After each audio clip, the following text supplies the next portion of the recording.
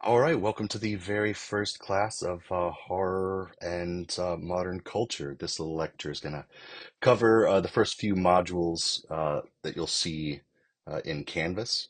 So hopefully this will help you understand things a little bit more, kind of help us have an easier discussion on not just the movies, but the readings that you need to do, and then how you can apply them in your journals and in your midterm and final paper. All right, I'm very excited for this. This is a good introductory um, lesson here. So, welcome. Let's have fun. So, let's just talk a little bit about what is horror. What is a horror film?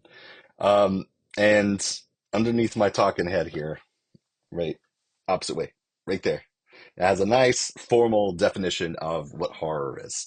And it's just a natural response to something that may shock, fear, disgust us, terrorize us. Um, and if something is horrific, it is in general, it is terrible. We know that it is. However, horror is a little different. What horror does is it takes all of those very real, very complicated feelings and externalizes them in a way that we are not actually experiencing the fear, terror, disgust, shock, suspense.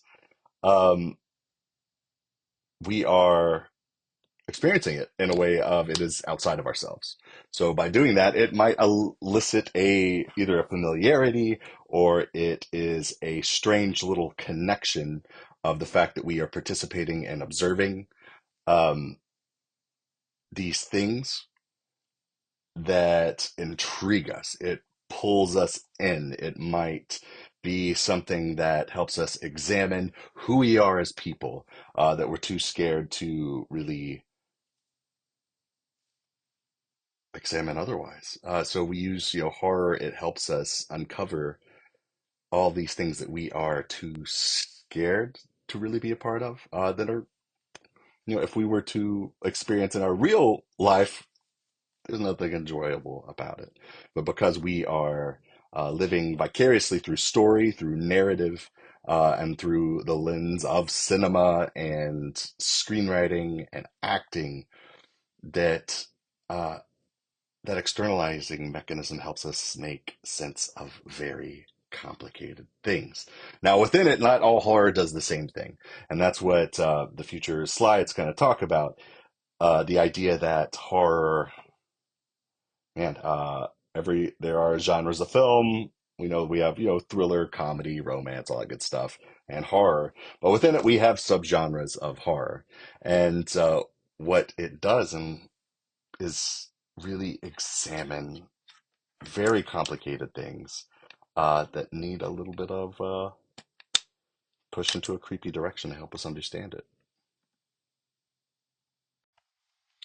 So, that being said, let's kind of break down why, maybe. And so that's what the rest of this, lecture, I kind of compartmentalized and classified just some major forms of fear and things that help us kind of examine things that we otherwise, we're not going to really want to live through any of this.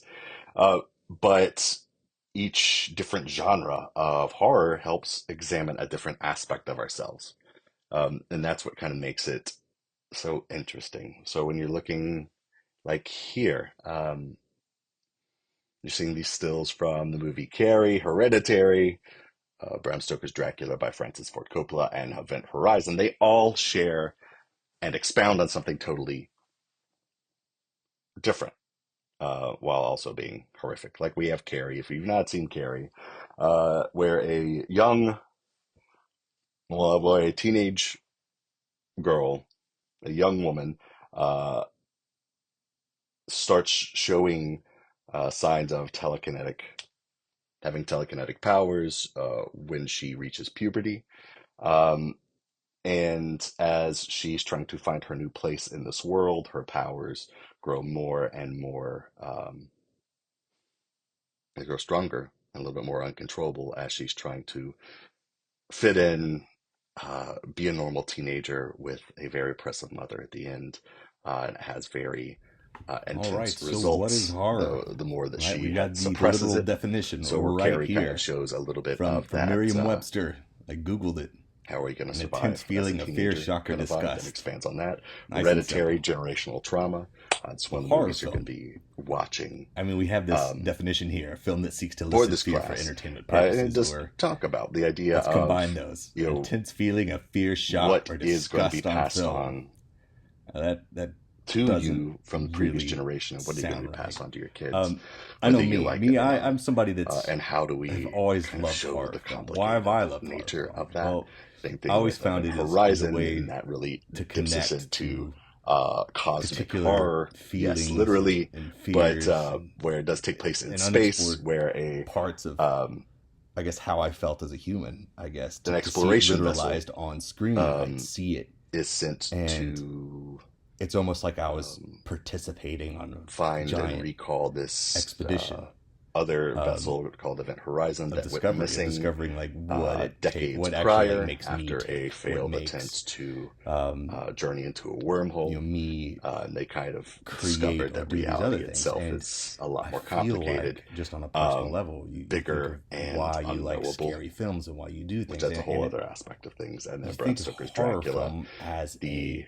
a idea that clarifying mechanism love never dies for and changes you the no world matter how much you try around to you, forget it, whether right? it So they is all show you different trying to make sense aspects of the horror, which kind of pandemic makes that's them, happening right nice and now, interesting. or And so what makes it interesting, and you'll see some of this in our reading, one of the most famous theorists here, Noel Carroll, uh, uses this quote here that horror film viewership is rooted into attraction of disassociated fear, that curiosity drives the viewership.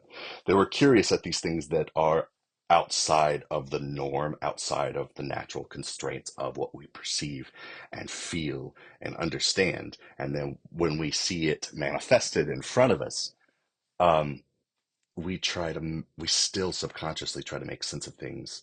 Um, and a way that feels most comfortable to us, which is maybe relating to it in some strange way, even if it is Carrie or Event Horizon. It may be beyond like what we experience in the physical sense. It might be how it emotionally makes us feel. How are we relating to that? How is our reality bending and swaying and make it, what is it making us think by watching spaceship reappear from a wormhole and everybody's kind of scared about what's about to happen. It's that curiosity, right? And that curiosity leads to discovery and leads to relating, at least that I think.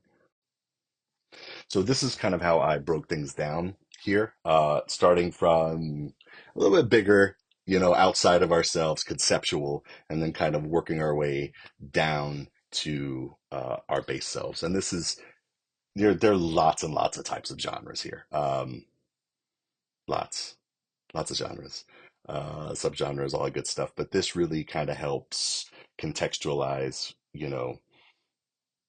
the types of horror. Again, starting with idea, and then our society, cultural, family, to our sense of self, and to our body. So let's talk about this initial thing, cosmic dread. Now, most of us, a lot of people, if you're really into horror films or into literature, there uh, are very few authors that have as much influence over what is perceived as cosmic horror as H.P. Lovecraft does. Now, you have At the Mountains of Madness, Call of Cthulhu, uh, Color Out of Space, all these things um, that really focused on the idea that the reality as we know it is just a veil that can be lifted at any time, and that there is something lurking underneath. That our belief systems, we what H.P. Lovecraft kind of focused on was the idea that we created these belief systems, these religious, cultural belief systems, in order to make sense of the unknowable. Uh, and what happens if everything we thought about how life unfolds is wrong? That it's all just underneath it there are angry gods, multiversal realities, discarded, failed creations of multiple gods, right? That may upend our very base sense of self of what we believe in, whether regardless of whatever faith you're in. Um, and that's terrifying. So when you think of cosmic dread, cosmic horror, that is everything that we thought about our present reality. It's not right. It's hinted at, right? And that's what H.P. Lovecraft really made famous in his books. Here's one a big, nice big compendium of all the stories. Lots of good stuff here. If you are curious, lots of tentacle god monsters, which some people are into that. Whatever. So when we're talking about aspect of that. We're talking about cosmic horror, and we're talking about what cosmic dread is. All right, and it's exactly what I was, talking about there. That cosmic fear attracts us in the horror realm because it confirms our, or breaks our thoughts about what reality is. Um, and it's very much akin to what it says here, that religious feeling of awe. All right, the where in a more of a modern religious context, I mean, it's that religious awe that the unknown is now knowable and filled with wonder. Well, what if that wonder? What if that gets ripped out from what we really understand, and underneath it, we see that awe of I will never understand reality. Everything I know is wrong or is unknowable. Now that is pretty scary, and that's what creates this cosmic dread, which is a lot like existential dread. So if you're really interested in stuff like that, Event Horizon is a good little teaser into that. Then there's also The Void, Color Out of Space, Annihilation. I do recommend that you check those out. Now, where this changes a little bit is when we start talking about what supernatural terror is, where we kind of fit it more within the realm of our core belief systems, and a lot of that is fit within um, that there is a body, there is a spirit within said body, and that the world is filled with unseen entities, creatures, demons, angels, all kind of tied to a knowable belief system. So hopefully that makes sense, where cosmic fear, cosmic dread is that belief system is totally upended. This is where this fits within particular belief systems. At least that's what I think. And it still provokes that sense of awe, but it is a confirming awe and a confirming conviction that there is something underneath our reality that we know is there, that we should be afraid of, and that we experience, whether it is these little stills from The Exorcist or Insidious or The Witch. These are tied towards, um, a lot of these are tied towards Christian mythos, uh, Jewish mythology, all this other things. And they fit firmly within that realm, but that still doesn't make it any less scary. Um, but it does tie into those ideas, right? That there is a central God, a central being, a central culture, things that really um, we know only one person can really, or being can protect us from it. Um, it still makes it mysterious that we do have a system that works, but these things are working within it that want to destroy us. So we bring it in, we're going out from belief systems into Now it's some of our physical realm here. Now we talk about the destruction of the body. Um, that is, all of our belief systems are held by body as a temple, right? um, it is the way that we experience the world. And what if that temple is unreliable? That everything that we do or say, nothing changes the fact that like, what if you lose total control over your body in a way you can never come back from? And I know that this kind of is why we think of body horror, uh, and as it gets related to diseases and stuff like that, it kind of goes hand in hand with that. That it is, a manifestation of whether it is something in the culture being oppressive and changing somebody physically, or how emotions or man-made drugs or something may cause us to change. And that's kind of where the destruction of the body, that aspect of it, is, another form of it that is pretty So we've terrifying. got those that What that was. And so that's where we have this next one that says curiosity of the primal id, but this is going a little further inside ourselves. That this is where the monsters kind of come in, where it's an aspect of our humanity, maybe long forgotten or suppressed or anything like that, that the thing that drives the temple, that drives the worship of the temple, it is flawed.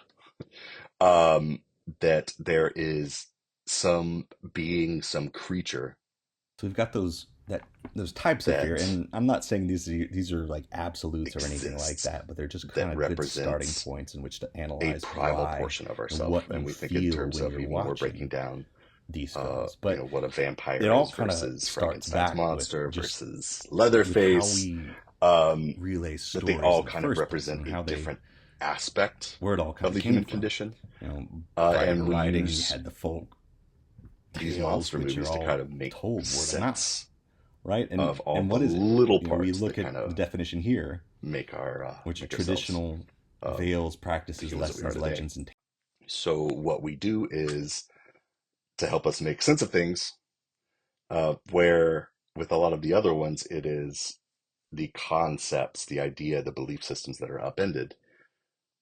When we create a monster, it is because we so we've got give an those aspect of types ourselves of a fear, name, and I'm not saying these um, are like an absolutes or aspect of our anything like culture, that, but they're just kind of good starting points in which to and analyze it's why something that needs and what you to feel when that you're we end up watching magnifying, these films. But exploring, or whatever it in all a kind of starts at least back a with physical sense. just And you'll explore this a little bit more in the little modules there that I made for you. But when we have all these ways that we can kind of explore, like concepts, ideas, um, and versions of ourselves, that is, I mean, that's nothing new to us. That's where we have folk tales, folklore, um, fairy tales, any of those things, that they are, rooted in tradition, but they're also passing along information, whether it is something that's intrinsically a part of your heritage or something that we needed to understand how the world operated at the time. So we use stories to help explain the unexplainable at the time, uh, to help give our culture context, to help give our family life context, to help kids not do stupid things when the parents aren't around, that we use these folk tales as lessons or ways to kind of help legends continue. And it was, the main way that we, prior to writing, the main way we remembered things and remembered cultures was through the folk tale, through storytelling, verbally, uh, around campfires or whatever. So that's, this is nothing new for us, where we enjoy stories that relay a message. Um, it's just kind of how it is. And I know some folks will be like, not everything has to mean something. It's just not, sometimes you just want to have a gory movie or just be spooky. And that's just not how it works. Everything means something. It's how we make sense of things. whether you intend for it or not. And that's where, we're coming from folk tales and how we just kind of like naturally can kind of use cinema, use film, use books to be able to convey that. And, in one of the readings, we have Linda Williams, When a Woman Looks. This paper is a great uh, introduction to this theory that horror is a reflection to what is happening before us, and this is really focusing on uh, the women's perspective here. That what we have here is this quote in the rare instance when the cinema permits the woman's look, she not only sees a monster. She sees a monster that offers a distorted reflection of her own image. The monster is thus a particularly insidious form of the many mirrors uh, patriarchal structures of seeing hold up to the human, the man, the woman, when a woman looks. So just think when you are watching these first few movies, just kind of see if you can start classifying it. What is this a reflection of? What is this trying to say within the terms of what is the story a commentary on, or if that might not be as important, like what does the character represent? Dive into it. Because that's what it is. It's, horror is a reflection of whatever the intended audience is, or reflection of whatever's trying to be said. Uh, and usually that's through the form of the main character, the final girl, things like that. So, with our first little assignment here, you can go into the comment section or the journal section and go in there, and that's where you're going to insert your thoughts. It'll be, every journal has a different kind of prompt, um, but they all kind of follow the same pattern where I give you a prompt, you give me your thoughts on the film, and then you comment on somebody else's journal entry after you go ahead and post yours. So for this first movie, set of movies, you will be watching a couple here, where you're going to pick one movie from each of these groups, group one, group two, one movie from each of those. If you want to watch all four, please go ahead and do it. And then you're going to write about those movies in relation to the reading, um, the prompt, what you thought. All right. It's not too hard. It's a lot of fun. At least I think so. And then make sure you get the reading, why horror, and when a woman looks. It's good to go ahead and read them, take notes. They'll kind of guide the rest of the semester, and you'll need to have clear citations in your midterm and your final. So if you have any questions on this, just make sure to let me know. I say if you've never seen you know, if you haven't seen one of these, make that the priority. Um, but if you can watch as many as you can, you might as well, right? So if you have any thoughts on anything, you just let me know. But I look forward to hearing what you thought about these first set of movies, how you broke stuff down, and we will keep this up. Thank you. I'll see you online.